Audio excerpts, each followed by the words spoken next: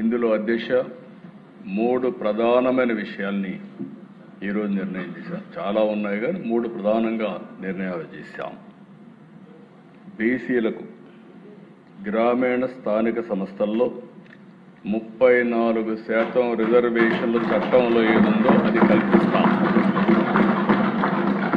అది మొదటి నిర్ణయం. పట్టణ స్థానిక సంస్థల్లో 33.33% రిజర్వేషన్లు కల్పిస్తాం. ఈ 2 కూడా చట్టంలో ఉన్నాయి అధ్యక్ష. అది కూడా నేను వస్తాను. ఇంకొక పక్కన అర్బన్ లోకల్ బాడీలో మేయర్, మున్సిపల్ చైర్మన్స్ని ప్రత్యక్ష ఎన్నికల ద్వారా ఎన్నుకునేదానికి శ్రీకారం చుట్టాం.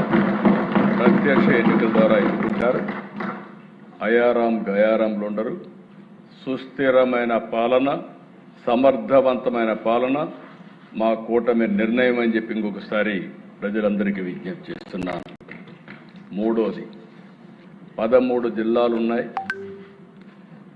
జిల్లా పరిషత్తులు ఉన్నాయి, 28 జిల్లాలు ఉన్నాయి. ఇది కూడా ఒక హిస్టారికల్ నిర్ణయం. రాబోయే ఎన్నికల్లో ఆంధ్రప్రదేశ్లో 28 జిల్లా ప్రజా పరిషత్తులు వస్తున్నాయి. ఈ 3 నిర్ణయాలు, ఇంకా చిన్న చిన్న నిర్ణయాలు ఒకప్పుడు పదవుల కోసం రాజ్యాంగాన్ని మిస్యూజ్ చేశారు. డిప్యూటీ మేయర్లు 2, జిల్లా ప్రజా పరిషత్తుల వైస్ చైర్మన్లు 2.